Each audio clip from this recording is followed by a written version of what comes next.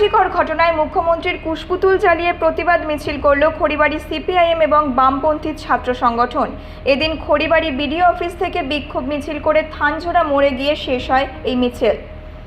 নাটক ছেড়ে বিচার করো, আরজিকরের মাথা ধরো, মুখ্যমন্ত্রী গদি ছাড়ো, এই ব্যানারে মুখ্যমন্ত্রীর পাশাপাশি পুলিশ স্বাস্থ্যমন্ত্রীর পদত্যাগের দাবি করেন সংগঠনের সদস্যরা। আগামীকাল পানি ট্যাঙ্কিতে করা হবে এই মিছিল এবং মহিলা চিকিৎসকের দোষীরা শাস্তি না পাওয়া পর্যন্ত এই প্রতিবাদ চলবে বলে জানান খড়িবাড়ি এরিয়া কমিটির সম্পাদক বাদল ঘোষ।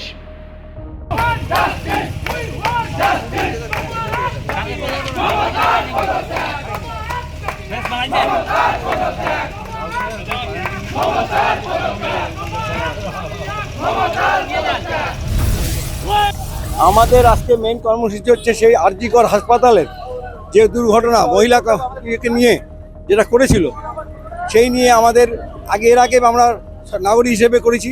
আজকে ছাত্র, যুব, কৃষক এবং পার্টি নিয়ে সমস্ত সেই আরজিকরের যে অন্যায়, সেই অন্যায়ের প্রতিবাদে আমরা আজকে খড়িবাড়ি এরিয়া কমিটি ছাত্র, যুব, মহিলা সবাই মিলে নেমেছি।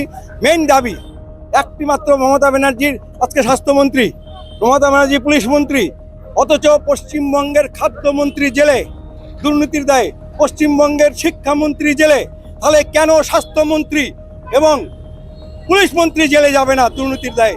আমরা এরই দাবিতে মেইন হচ্ছে স্বাস্থ্যমন্ত্রীর পদত্যাগ চাই, মুখ্যমন্ত্রীর পদত্যাগ চাই, স্বাস্থ্যমন্ত্রীর পদত্যাগ চাই, পুলিশ মন্ত্রীর পদত্যাগ চাই। পুলিশ মন্ত্রী এবং মমতা ব্যানার্জি এবং স্বাস্থ্যমন্ত্রী মিলে আজকে যে মহিলাটাকে যে মারা হলো, ডাক্তারকে, এই ডাক্তারের সারা পশ্চিমবঙ্গ, সারা ভারতবর্ষে, সারা বিশ্বে গর্জে উঠেছি আমরা। একটা অন্যায়ভাবে একটা মহিলাকে কীভাবে নৃশংসভাবে খুন করে তাকে যে আজকে মারা হয়েছে, তার তদন্ত রিপোর্ট এখন পর্যন্ত আমরা ঠিক মতো পাইনি।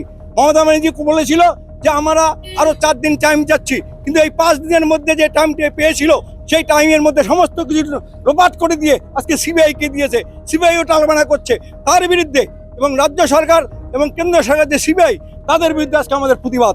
আমরা এই প্রতিবাদ যতক্ষণ পর্যন্ত সেই আরজিকরের যে মহিলা, ডাক্তার মেয়েটা নিঃসঙ্গভাবে খুন হয়েছে ধর্ষণ করে, তার প্রতিবাদ আমাদের নাগাতর আন্দোলন চলবে। আজকে তার জন্যই আমরা এই আন্দোলনে নেমেছি। না, বিভিন্ন জায়গায় হচ্ছে। আমরা এই আগামীকাল আবার পানি ট্যাঙ্কিতে আমাদের বুড়াগঞ্জে, রানীগঞ্জ এবং বিন্নাবাড়ি মিলে পানি ট্যাঙ্কিতে এই পথসভা হবে। বিভিন্ন এলাকায়, বিভিন্ন এরিয়া কমিটিতে প্রতিদিন লাগাতার যতক্ষণ পর্যন্ত দোষীরা ধরা পড়েনি, শাস্তি পায়নি, তখন কিন্তু আমাদের আন্দোলন চলতে।